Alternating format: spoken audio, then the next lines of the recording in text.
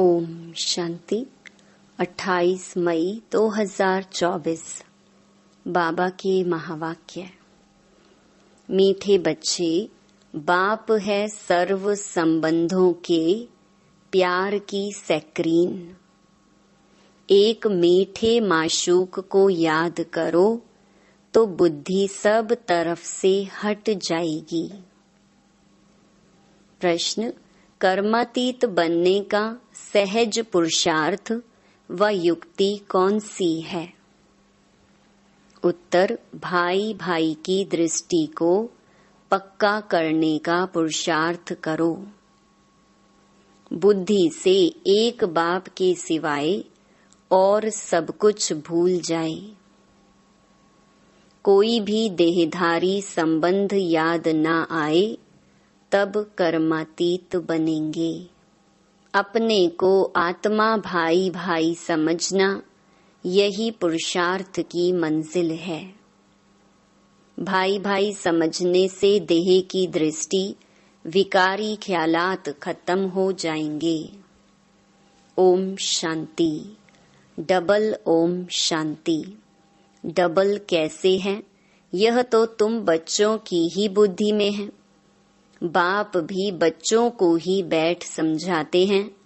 पहले तो बाप का निश्चय होना चाहिए, क्योंकि यह बाप भी है, टीचर भी है, गुरु भी है।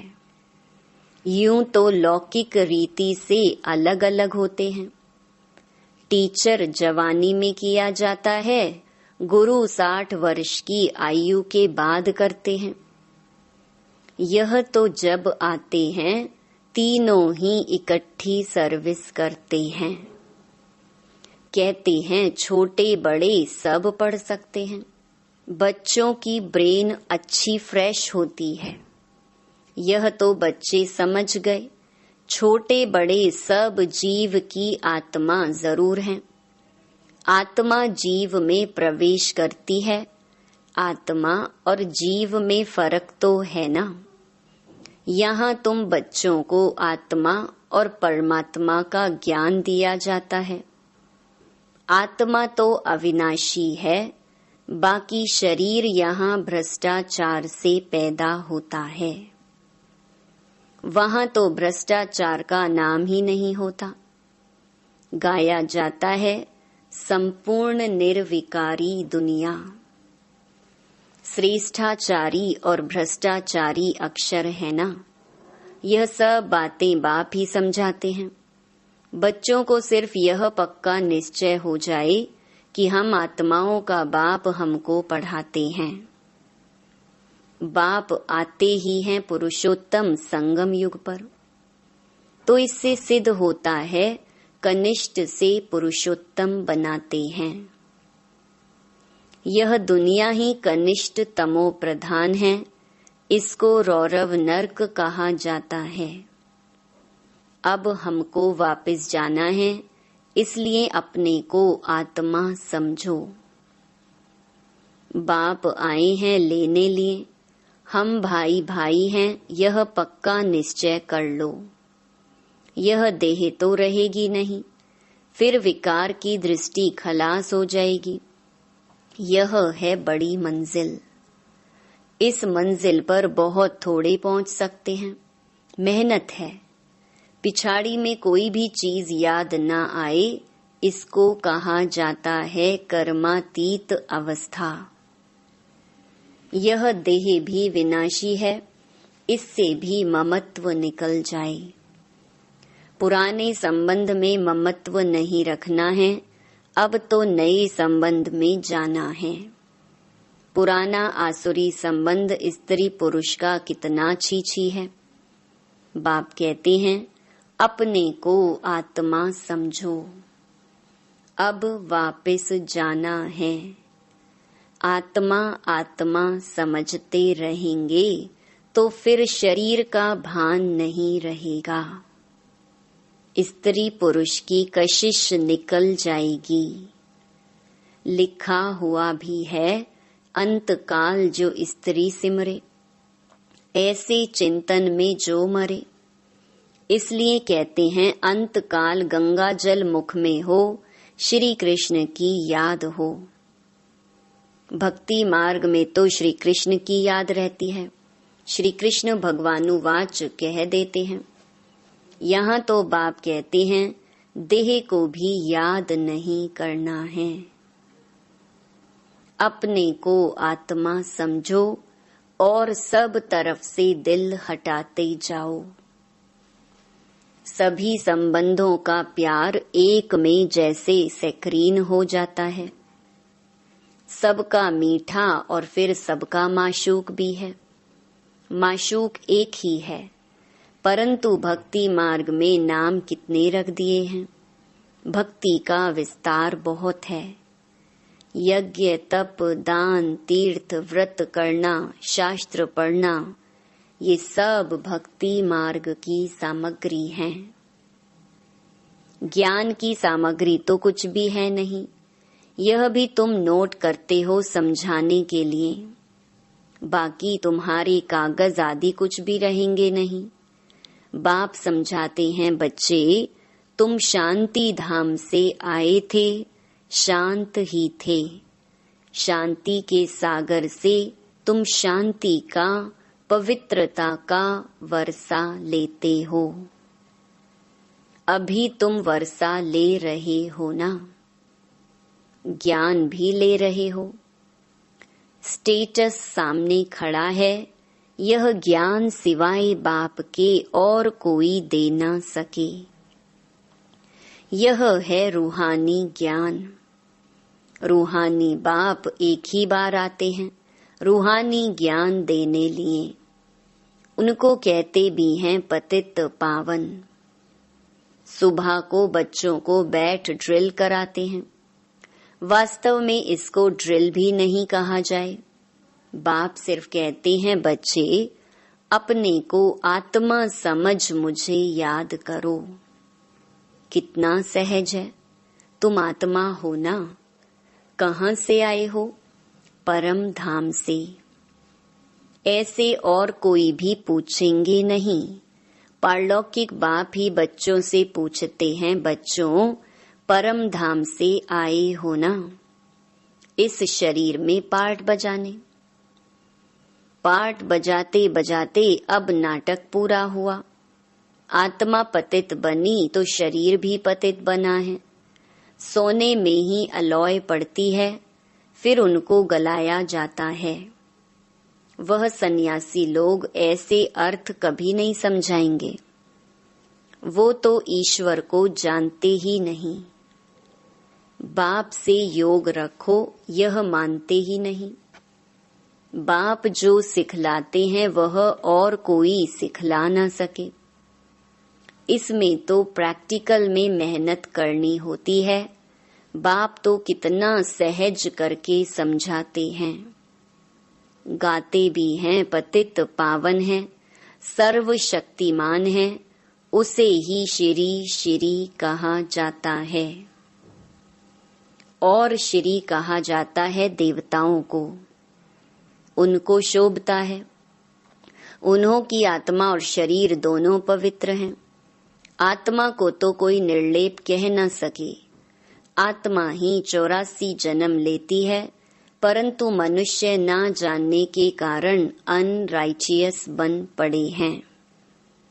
एक बाप ही आकर राइचियस बनाते हैं, रावण अनराइचियस बनाते हैं।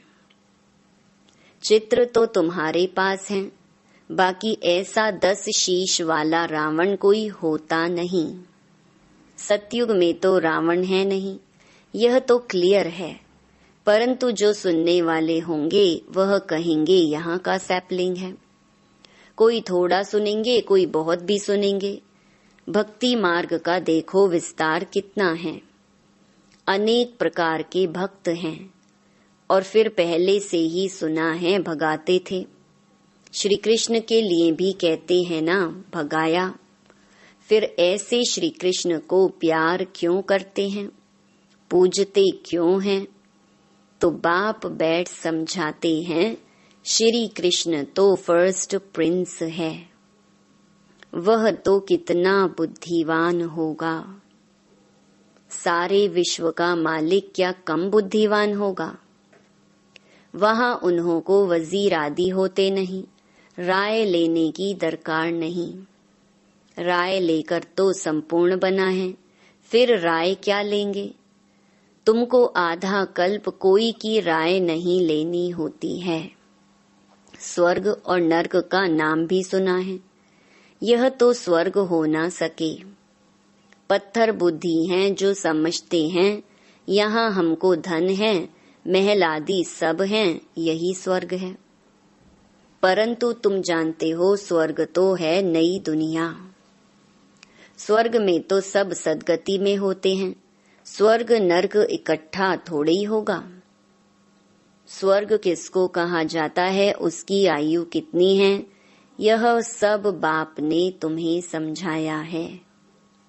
दुनिया तो एक ही है, नई को सतयुग, पुरानी को कलयुग कहा जाता है। अब भक्ति मार्ग खलास होना है, भक्ति के बाद चाहिए ज्ञान। सभी जीवात्माएं पाठ बजाते बजाते पतित बनी हैं, यह भी बाप ने समझाया है। तुम सुख जास्ती पाते हो, 3/4 है सुख, बाकी 1/4 है दुख। इसमें भी जब तमो प्रधान हो जाते हैं तब दुख जास्ती होता है। आधा आधा हो तो मजा ही कैसे हो? मजा तब है जबकि स्वर्ग में दुख का नाम निशान नहीं रहता, तब तो स्वर्ग को सब याद करते हैं। नई दुनिया और पुरानी दुनिया का यह बेहद का खेल है, जिसको कोई जान नहीं सकता। बाप भारतवासियों को ही समझाते हैं, बाकी जो सब हैं वह आधा कल्प में ही आते हैं। आधा कल्प में हो सिर्फ तुम सूर्यवंशी, चंद्रवंशी। तुम पवित्र रहते हो इसलिए तुम्हारी आयु बड़ी रहती है और दुनिया भी नई है। वहां एवरीथिंग न्यू है, अनाज, पानी, धरनी आदि सब नया। आगे चलकर तुम बच्चों को सब साक्षात्कार कराते रहेंगे कि ऐसे ऐसे होगा। शुरू में भी हुए, फिर पिछाड़ी में भी होने चाहिए। नजदीक आएंगे तो खुशी होती रहेगी। मनुष्य बाहर देश से अपने देश में आते हैं तो खुशी होती है ना। कोई बाहर में कहाँ मरते हैं तो उनको एरोप्लेन से भी अपने देश में ले आते हैं। सबसे फर्स्ट क्लास पवित्र ते पवित्र धरणी भारत है। भारत की महिमा को तुम बच्चों के सिवाय और कोई जानते ही नहीं। वंडर ऑफ द वर्ल्ड है ना, उसका नाम है स्वर्ग। वह जो वंडर्स दिखाते हैं वह हैं सब नर्क के। कहाँ नर्क के वंडर्स, कहाँ स्वर्ग के। रात दिन का फर्क है। नर्क के वंडर्स भी बहुत मनुष्य देखने जाते हैं। कितने ढेर मंदिर हैं, वहां तो मंदिर होते नहीं, नेचुरल ब्यूटी रहती है। मनुष्य बहुत थोड़े होते हैं, सुगंध आदि की भी दरकार नहीं रहती है। हरेक को अपना अपना फर्स्ट क्लास बगीचा रहता है, फर्स्ट क्लास फूल होते हैं। वहां की तो हवा भी फर्स्ट क्लास होगी, गर्मी आदि कभी तंग नहीं करेगी। सदैव बाहरी मौसम रहेगा, अगरबत्ती की भी दरकार नहीं। स्वर्ग का तो नाम सुनते ही मुख पानी होता है। तुम कहेंगे ऐसे स्वर्ग में तो झट पहुंचे, क्योंकि तुम स्वर्ग को जानते हो, परंतु फिर दिल कहती है अभी तो हम बेहद के बाप के साथ हैं। बाप पढ़ाते हैं ऐसा चांस फिर थोड़े ही मिलेगा। यहाँ मनुष्य मनुष्य को पढ़ाते हैं, वहाँ देवताएं देवताओं को पढ़ाएंगे। यहाँ तो बाप पढ़ाते हैं, रात दिन का फर्क है। कितनी खुशी होनी चाहिए। 84 जन्म भी तुमने लिए हैं। तुम ही वर्ल्ड की हिस्ट्री ज्योग्राफी को जानते हो कि हमने तो अनेक बार यह राज्य लिया, फिर रावण राज्य में आई। अब बाप कहते हैं तुम एक जन्म पवित्र बनो तो 21 जन्म तुम पावन बन जाएंगे। क्यों नहीं बनेंगे? परंतु माया ऐसी है, भाई बहन की भी दाल नहीं गलती, कच्चे रह जाते हैं। दाल गले तब जब अपने को आत्मा समझ भाई भाई समझो, देह का भान निकल जाए। यह है मेहनत। सहज भी बहुत है।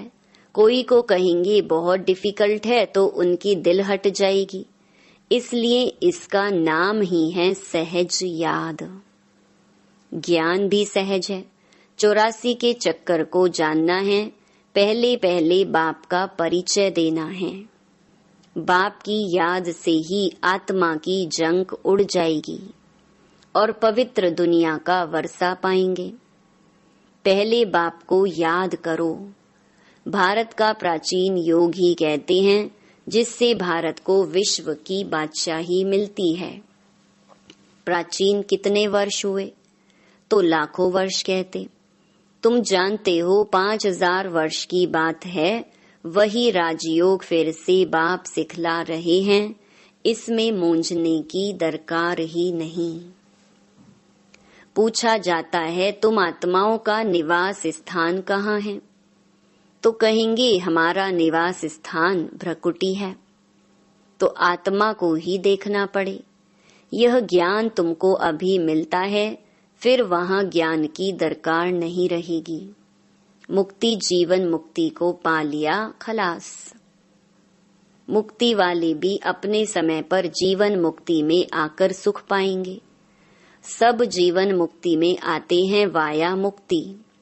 यहाँ से जाएंगे शांति धाम और कोई दुनिया है नहीं।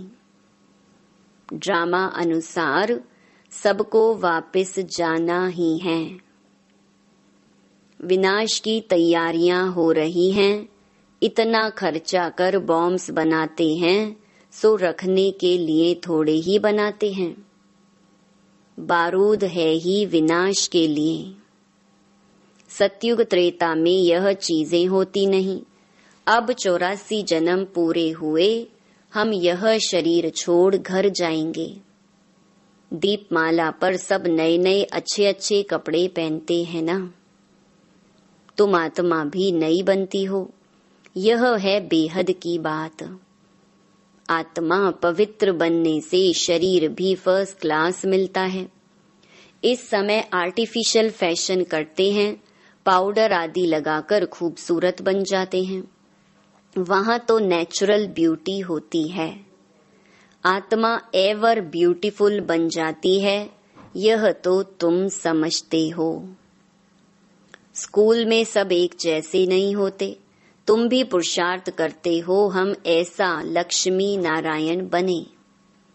यह है तुम्हारा ईश्वरीय कुल। फिर होता है सूर्यवंशी चंद्रवंशी घराना। तुम ब्राह्मणों में राजाई नहीं है।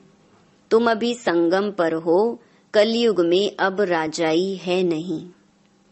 भल कोई राजाई रह भी जाती, नील तो कभी होती नहीं। अब तुम यह बनने लिए पुरुषार्थ कर रहे हो। देखेंगे हम आत्माएं भाई भाई हैं और वह है बाप। बाप कहते हैं एक दो को भाई भाई देखो। तीसरा नेत्र ज्ञान का तो मिला है। तुम आत्मा कहाँ निवास करती हो? आत्मा भाई पूछता है आत्मा कहाँ रहती है? तो कहते हैं यहाँ भ्रकुटी में। यह तो कॉमन बात है। एक बाप के सिवाय कुछ भी याद ना आए। पिछाड़ी में तो शरीर भी ऐसे बाप की याद में छूटे, यह प्रैक्टिस पक्की करनी है। अच्छा, मीठे मीठे सिकी लधे बच्चों प्रति मात पिता बाप दादा का याद प्यार और गुड मॉर्निंग। रूहानी बाप की रूहानी बच्चों को नमस्ते। धारणा के लिए मुख्य सार। पहला, सतयुग में फर्स्ट क्लास सुंदर शरीर प्राप्त करने के लिए अभी आत्मा को पावन बनाना है, कट उतार देनी है। आर्टिफिशियल फैशन नहीं करना है। दूसरा, एवर पवित्र बनने के लिए प्रैक्टिस करनी है कि एक बाप के सिवाय कुछ भी याद ना आए। यह देह भी भूली हुई हो, भाई भाई की दृष्टि नेचुरल पक्की हो। वरदान, शुभ भावना शुभ कामना के सहयोग से आत्माओं को परिवर्तन करने वाले सफलता संपन्न भव। जब किसी भी कार्य में सर्व ब्राह्मण बच्चे संगठित रूप में अपने मन की शुभ भावनाओं और शुभ कामनाओं का सहयोग देते हैं, तो इस सहयोग से वायुमंडल का किला बन जाता है, जो आत्माओं को परिवर्तन कर लेता है। जैसे 5 उंगलियों के सहयोग से कितना भी बड़ा कार्य सहज हो जाता है, ऐसे हरेक ब्राह्मण बच्चे का सहयोग सेवाओं में सफलता संपन्न बना देता है। सहयोग की रिजल्ट सफलता है। स्लोगन, कदम कदम में पद्मों की कमाई जमा करने वाला ही सबसे बड़ा धनवान है। ओम शांति।